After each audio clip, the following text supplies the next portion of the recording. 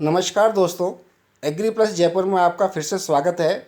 आज का वीडियो बनाया है हमने उन छात्रों के लिए जिन्होंने इस बार जेट का एग्ज़ाम दिया है और काउंसलिंग का वेट कर रहे हैं। काउंसलिंग के बारे में उनके मन में कई विचार हैं, कई सारे क्वेश्चंस उनके दिमाग में हैं। तो इस वीडियो के माध्यम से हमने उन क्वेश्चंस का जवाब देने की कोशिश की है। सबसे पहला दिमाग में आता है कट ऑफ क्या रहेगी, कितने मार्क्स तक काउंसलिंग कराएं।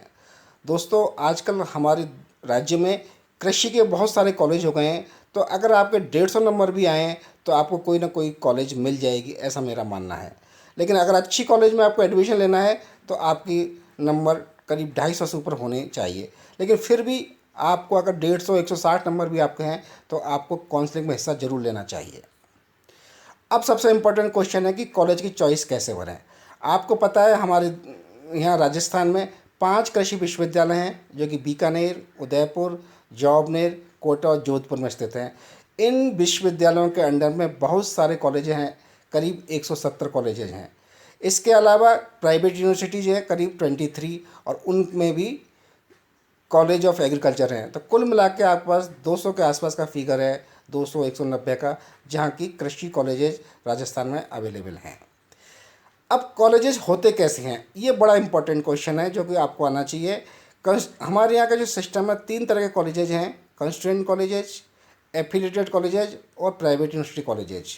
कॉन्स्टिट्यूएंट कॉलेजेज का मतलब होता है कि जो 5 कृषि विश्वविद्यालय मैंने बताए हैं, इनके अपने कॉलेज, इनके मेन कैंपस भी कॉलेज होते हैं। इसके अलावा जो 5वां कृषि विश्वविद्यालय है उनका एरिया फिक्स है, डिस्ट्रिक्ट्स फिक्स हैं राजस्थान में।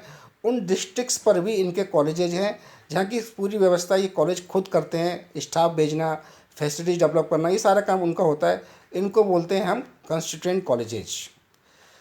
दूसरा होते हैं एफिलिएटेड कॉलेज, यानी उस किसी एरिया में कोई गवर्नमेंट का कॉलेज है जहाँ एग्रीकल्चर चलती है, या प्राइवेट कॉलेज है जो एग्रीकल्चर पढ़ाते हैं। उन कॉलेजेज को एग्ज़ाम कराना, उनको डिग्री देने की जिम्मेदारी कृषि विश्वविद्यालय को होती है जो कि उस टेरिटरी में स्थित है। तो ये कॉलेज क्या करते हैं कि वहाँ के कृषि विश्वविद्यालय से मान्यता ले लेते हैं। इनको बोलते हैं एफिलिएटेड कॉलेजेज। ये गवर्नमेंट वाले भी होते हैं और प्राइवेट वाले होते हैं। और तीसरे होते हैं यूनिवर्सिटी के कॉलेज, प्राइवेट यूनिवर्सिटी हैं।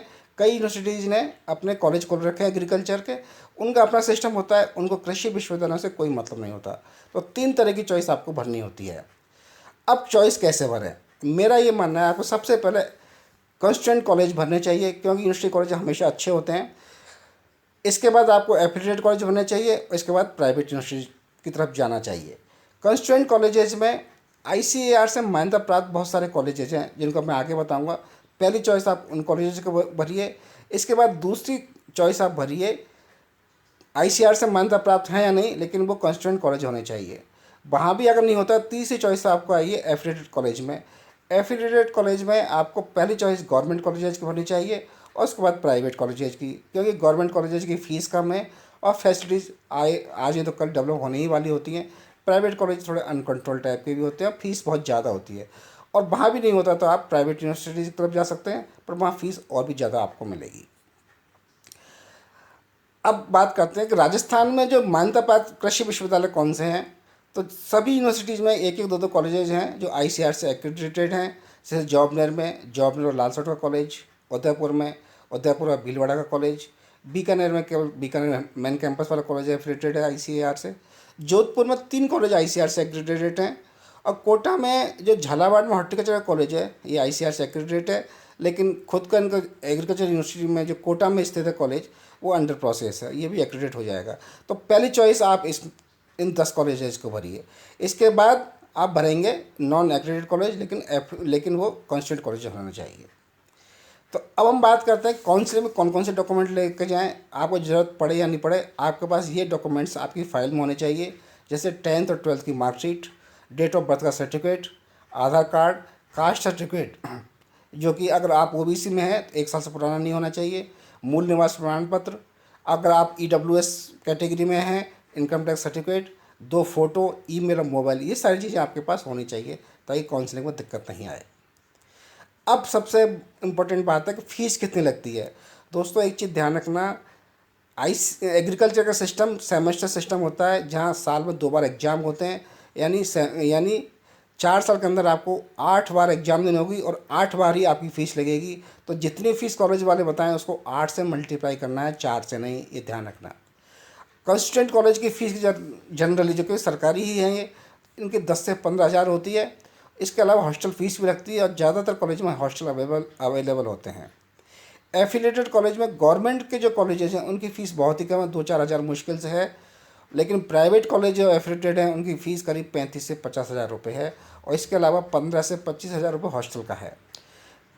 गवर्नमेंट कॉलेजेस जो हैं एफिलेटेड कॉलेज, उनमें जनरली हॉस्टल नहीं है। इसी तरह प्राइवेट यूनिवर्सिटी कॉलेज हैं, कई यूनिवर्सिटीज़ के जो कॉलेज ऑफ एग्रीकल्चर हैं वो आईसीआर से एक्रेडिटेड हो गए हैं। वहाँ बहुत ज़्यादा फ़ीस लेते हैं, वो करीब 60-70 हज़ार रुपये फ़ीस तक फ़ीस ले लेते हैं। इसके अलावा उनकी हॉस्टल फ़ीस होती है 15 से 25,000 रुपये।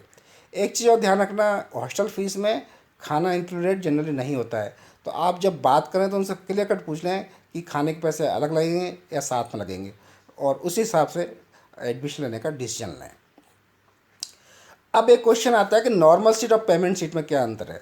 दोस्तों, जितने भी कंसर्न कॉलेजेज हैं वहाँ जैसे 60 की इंटेक कैपेसिटी है, तो जनरली 40 सीटें नॉर्मल सीटें हैं और 20 सीटें पेमेंट सीटें हैं।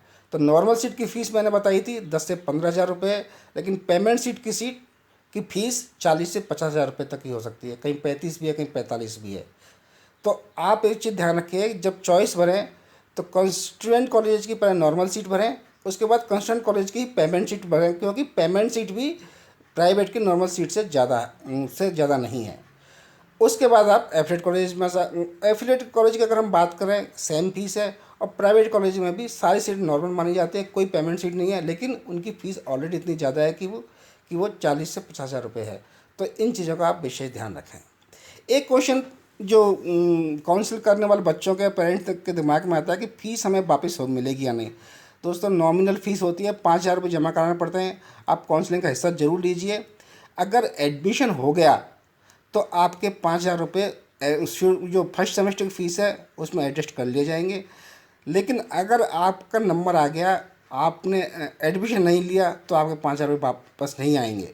लेकिन आपने काउंसलिंग में हिस्सा लिया, आपको एडमिशन नहीं मिला, तो आपके 5,000 रुपये वापस मिल जाएंगे। इसको एकदम क्लियर कीजिए और बहुत अच्छे ढंग से काउंसलिंग में हिस्सा लीजिए। All the best, good luck.